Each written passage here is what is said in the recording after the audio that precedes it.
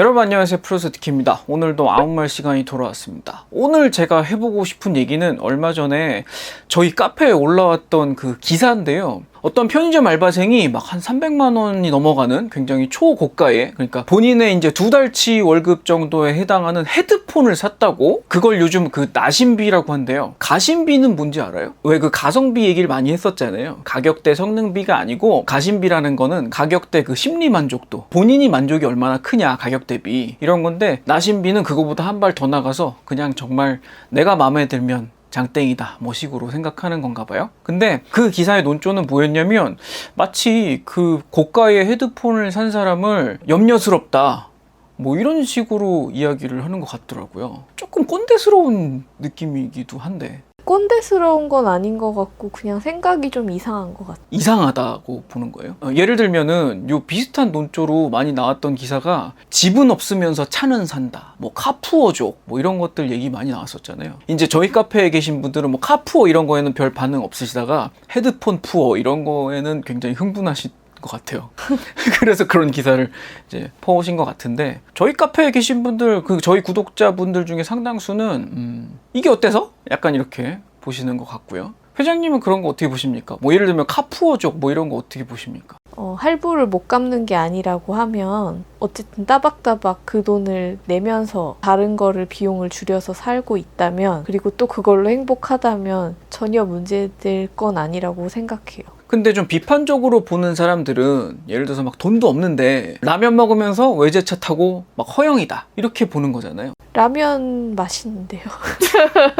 우리도 라면 좋아하잖아요. 하여튼 그러니까 예를 들면 그거잖아요. 사회초년생들이 그렇게 월급이 세지가 않은데 뭐 한 250만 원 월급을 받는다. 250만 원 월급 중에 한 200만 원을 차에 써버린다. 이러면 걱정되는 게 뭐 맞는 건가?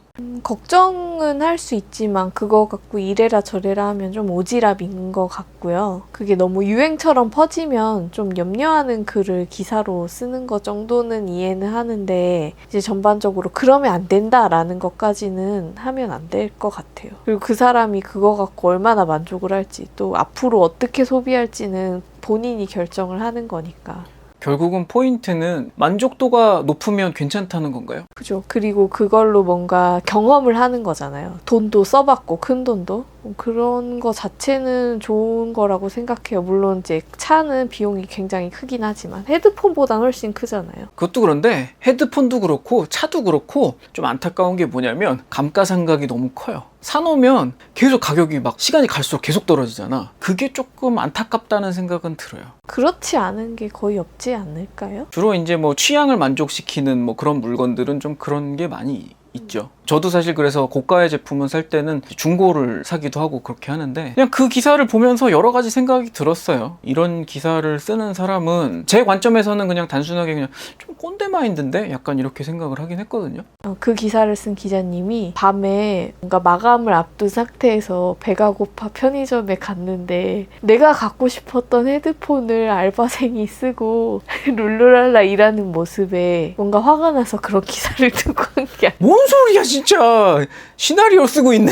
그게 뭐 실제로 어떤 사람이든 간에, 그래서 박봉인 사람은 비싼 물건을 사지 말란 얘기냐, 나는 그 대목에서 좀 꼰대스럽다라고 느꼈다고. 제가 대학생 때 아이폰이 처음 나왔어요. 네. 그리고 제가 이제 취업을 앞둔 상태에서 앱 디자인, UI 디자인 같은 게 되게 중요한 대목으로 떠오를 때였었어요. 네. 그래서 이제 그걸 공부해야겠다는 마음으로 저도 그때 아이폰을 샀었거든요. 굉장히 그때는 고가였죠. 근데 이제 그 경험이 저한테는 중요한 거니까 그게 비싸든 어쨌든 과한 소비임에도 불구하고 저는 사용을 했던 기억이 나거든요. 근데 그거는 어차피 삼성폰을 사도 비싸잖아. 그 당시에는 아이폰이 굉장히 더 많이 비쌌어요? 그때 그 핸드폰 들고 다니면 버스에서도 사람들이 우와 우와 할 정도였어요. 저는 그때 이미 너무 성인이었어가지고 좀 느끼는 점이 달랐던 것 같습니다. 근데 그 얘기는 이제 투자 목적으로에 좀 빠지는 부분이 있고, 이제 뭐 취미라든가 허영? 뭐 허영 이런 쪽으로 가는 거를 우려하는 그런 얘기 아니었을까요? 그 기자님이 쓴 기사는 결국? 그러면 조금 달리 볼 수도 있나요? 그냥 자기 만족이야. 이게 비싼 헤드폰이 아니었어. 내가 한 3달 월급을 바쳐야 살 수 있는 명품 가방이었어. 그것도 마찬가지로 그냥 갚을 능력만 되면. 아, 갚을 능력만 되면. 만약에 막 그게 막 연체되고. 그러니까 그거를 뭐 빵꾸 내지 않는다면, 네. 자기가 뭐 라면만 먹고 살더라도 빵꾸 내지 않는다면 괜찮다. 무슨 상관이냐. 그러니까 무슨 상관이냐 쪽인 거네요, 회장님은. 근데 카푸어가 됐든 그런 식으로 뭐 고가의 뭐 취미 물건을 사든 돈을 써버리는 거니까 그렇게 뭐 나중을 대비한 돈을 모으지 않는다라는 관점에서는 우려스럽게 볼 수도 있는 거네요, 그러면. 그 소비 패턴을 계속 유지한다면. 결국은 근데 그건 나의 생각일 뿐이죠. 그거를 강요하면 안 되고, 옛날에는 학교에서 저축을 해야 된다, 막 이런 거 많이 교육했었잖아요. 요즘에는 또 어떨지는 모르겠는데 저축률이 상당히 떨어졌다는 얘기는 들었습니다. 뭐 요즘은 집에서는 막 주식을 가르친다 이런 얘기도 많이 하잖아요. 저축이 옛날만큼 의미가 없어서 그런 거 아닐까요? 주식을 가르친다라는 거는 결국 뭐 가치 투자라든가 뭐 그런 걸 가르친다는 얘기니까 그런 취미형 소비와는 반대편에 서 있는 얘기일 수도 있어요. 그러니까 그런 관점에서 보자면 아, 그렇게 취미에 돈을 써버려? 뭐 아니면 자동차에 그렇게 돈을 써버려? 이런 것들이 조금 부정적으로 보일 수도 있습니다. 사실은 그런 취미에 큰 돈을 쓰는 거를 비판하는 거는 우리가 이제 욜로족 같은 거를 부정적으로 보는 것과 같은 맥락에 있다라고 보는데, 그게 이제 우리가 뭐 욜로족은 욜로족대로 살아야지. 그쵸. 그걸 뭐 남이 뭐라고 할 수 있는 건 아니잖아요. 그래서 저는 그냥 좀 꼰대스러운 기사네, 그냥 그랬던 거예요. 근데 반면에 그렇게 얘기하는 사람들도 있어요. 예를 들어서 스포츠카가 갖고 싶어. 스포츠카를 몰고 막 신나게 달리고 이러는 시즌은 젊었을 때 그걸 만끽하고 싶잖아. 나 다 늙어가지고 이제 막 꼬부랑 할아버지가 됐는데 그때 가가지고 막 그래 내가 젊었을 때 이걸 너무 타고 싶었었지 이러는 건 또 안타까운 얘기이기도 하잖아요. 그러니까 그런 관점에서 지금 내가 무리를 해서라도 이거를 해야겠다 이렇게 생각하시는 분들도 많이 계신 것 같고요. 그걸 써서 온전히 그 취미를 즐기고 흡수하면 좋을 것 같아요. 뭐 소비도, 그러니까 뭐 사치스러운 거여도 하루에 한 번씩 나의 사치품 리스트를 열어보면서 행복을 느낀다든지. 근데 그거 되게 굉장히 주관적인 부분이고 뭔가 그 책정하기 어려운 부분이라서 그것도 좀 얘기가 좀 애매한 것 같기는 해요. 근데 뭔가 그렇게 그 경험치는 어쨌든 아주 없어진다고 보진 않거든요. 뭐 여행을 간다든가 뭐 그런 소비를 해본다든가. 저도 사실 예전에는 뭐 쓸 돈도 없었기 때문에 되게 큰 돈을 소비해 본 적도 없고 돈을 쓸 줄을 모른다는 것도 어떤 일종의 핸디캡이더라고요. 그죠. 나중에는 이제 직장 다니고 뭐 월급도 어느 정도 올라서 돈이 생겼는데도 이 돈을 어떻게 써야 하지? 이를 모르겠더라고. 그런 부분이 좀 있어요. 그런 경험상으로의 뭐 가치는 저는 좋게는 보는데, 저는 그 기사의 관점도 아니고 그걸 반대하는 관점도 아니고 조금 살짝 제3의 관점 같은 느낌인데, 저는 좀 걱정이 많은 타입이에요.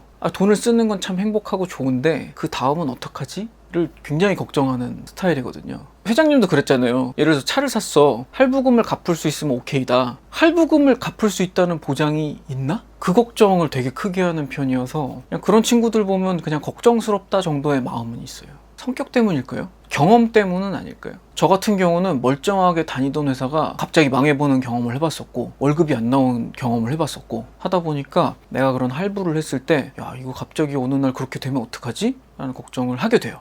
저는 지금도 항상 걱정이 많지 않습니까? 오빠가 나는 걱정돼서 좀 그래요 라고 생각하면 그것도 사실은 표현을 세게 안 했을 뿐이지 그 기자와 다른 게 있나요? 결국 그게 같은 얘기인가? 그쵸. 좀 걱정된다가 결국은 그 사람은 그렇게 글로 정리해서 올린 거잖아요. 하나의 사례를 들어서. 그럴 수도 있겠네요. 그렇게 볼 수도 있겠네. 왜냐면 저한테는 먹고 사는 문제가 더 먼저니까. 근데 저도 옛날에 뭐 먹고 싶은 거 참아가면서 물건 사본 경험들이 있기 때문에 저는 그거 자체를 부정적으로 보지는 않는 것 같아요. 저도 옛날에 뭐 학생 때 용돈 타가지고 생활하고 이랬을 때 10대 시절에 그럴 때는 밥값 아껴가지고 뭐 음반 사고 이렇게 지냈었으니까 그 마음을 뭐 이해 못하는 건 아니라는 거죠. 그런 부분도 있지 않을까요? 제 주변에는 그러니까 남자들 세계다 보니까 그 회사 같은 데 다녀도 직장인 중에 은근 카푸어가 많거든요. 근데 그 카푸어들이 되게 좀 정말 많이 힘들어. 같이 뭐 맛있는 것 좀 먹으러 가자 해도 돈 없어 못 가 이런단 말이에요. 그런 사례들을 봐가지고 좀 걱정되는데 너도 좀 걱정되는데 약간 이렇게 보는 게 아닐까요, 저는? 그런 것 같아요. 근데 지르지 않으면 영원히 그 물건을 못 갖는다라는 생각도 문득 들긴 해요. 좀 그런 건 있죠. 일단 질러놓고 갚자. 그죠. 돈을 모아서 사야지 하고 샀던 적은 한 번도 없었던 것 같아요. 뭐 비싼 거를 돈을 차곡차곡 모아가지고 사야지 보다 일단 질러놓고 어떻게든 꾸역꾸역 메꾸자가 현실 가능성이 좀 있지. 아무튼 저는 그 기사처럼 뭐 남이 뭘 사든지 그렇게 얘기하는 거에 대해서 썩 좋아하진 않지만 그러면 그냥 뭐 각자 알아서 사고 싶은 거 사세요 인 거네. 그때 카푸어들은 지금은 뭐 하고 살아요? 카푸어였던 사람들? 그때처럼 뭔가 소비를 하나요? 계속 그렇게 살고 있냐고? 계속 그럼 다른 차 또 사고 해가지고 계속 카푸어의 삶을 이어나가고 있냐? 그렇진 않은 것 같아요, 대체로. 그러니까 나는 그 시기라는 것도 있다고 생각하기 때문에 뭐 그래요? 남자는 결혼하면 철든다, 뭐 여자도 사실 결혼하고 애 생기면 뭐 마음이 바뀌고 막 이런 게 있잖아요. 그게 그렇게 보면은 그게 한철이더라고. 그렇게 하는 것도 한철이 있어. 그런 시기가 누구에게나 한 번쯤은 오지 않나라는 생각을 저는 해요. 그런 시절을 보냈던 친구들이 많이 있어요. 근데 지금은 계속 그렇게 살진 않아. 그때의 고생이 지금 그렇게 살지 않게 만들었을 수도 있어. 써봤으니 되었다. 그때 너무 고생했어가지고 이제 난 이렇게는 안 쓸래 생각하는 걸 수도 있어. 그런 맥락에서는 저는 이해할 수 있을 것 같아요. 왜냐하면 저는 그렇게 써보고 싶었는데 고생이 염려돼서 못 썼어? 그러면 미련이 남을 것 같기도 해요. 내가 그때 그거를 했었어야 되는데 하는 미련이 남아서 나중에 더 큰 일을 저지르지 않을까 하는 걱정도 좀 됩니다. 여자들도 이제 취업하고 돈 좀 들어오면 취직하면은 꼭 처음에 막 가방 사고 이러는 시즌 있죠. 처음 취직해가지고 왜 월급 벌기 시작하면 뭐 좀 막 이것저것 사고 그런 시즌이 있죠. 그런 재미도 느껴봐야 인생 그때 재밌었다 이런 게 있는 것 같아요. 재밌었다 툭툭 털고 그 다음엔 또 뭐 그죠. 다르게 살고. 다음 페이지로 넘어가는 거죠. 그러면 그렇게 장기적인 관점에서 보면은 뭐 그렇게 문제될 부분도 아니네요. 그러니까 대부분 그런 뭐 선순환으로 간다고 하면 별로 문제될 게 없네요. 그렇답니다. 그랬으면 좋겠습니다. 저는 좀 다른 의견을 내자면 그렇게 써서 열심히 갚느라고 일을 열심히 했더니 더 벌어서 그 다음에는 막 더 좋은 차, 더 좋은 헤드폰 이렇게 살 수 있었으면 좋겠습니다. 월급쟁이는 어쩔 수 없지만 저희 같은 프리랜서들은 뭐 질러 넣으면 일 거절하지 않고 열심히 하나라도 더 받아서 더 벌어야지 이렇게 하게 되는데 저는 그래서 애기를 질렀죠. 열심히 더 벌고 있습니다. 우리 방송 때문에 통장 되신 분들한테는 어떡하죠? 제가 죄인입니다. 네. 제가 뭐 리뷰하는 것들이 여러분한테 뭐 이렇게 사라 말씀드리는 건 아니지만 뭔가 제가 죄를 짓는 기분이 조금 있습니다. 나는 그걸로 아깝지 않게 많이 좀 즐겼으면 좋겠다 이런 생각은 좀 있어요.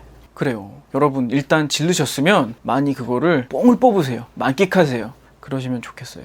아무튼 오늘은 카페에 올라왔던 그 기사 때문에 이런저런 얘기를 해봤는데 가성비가 됐든 뭐 가심비가 됐든 뭐 나심비가 됐든 간에 여러분들이 만족할 수 있는 소비하셨으면 좋겠고 대신 너무 힘들지 않을 수준으로만 하셨으면 좋겠습니다. 오늘 방송도 재밌게 보셨으면 구독과 좋아요 부탁드리고요. 그리고 아웃말 시간에 했으면 좋겠는 얘기 뭐 이런 게 있으면 댓글로 많이 남겨주세요. 여러분들의 생각도 듣고 싶습니다. 저는 다음 방송에서 또 찾아뵙도록 하겠습니다. 지금까지 프로세티키였습니다. 감사합니다.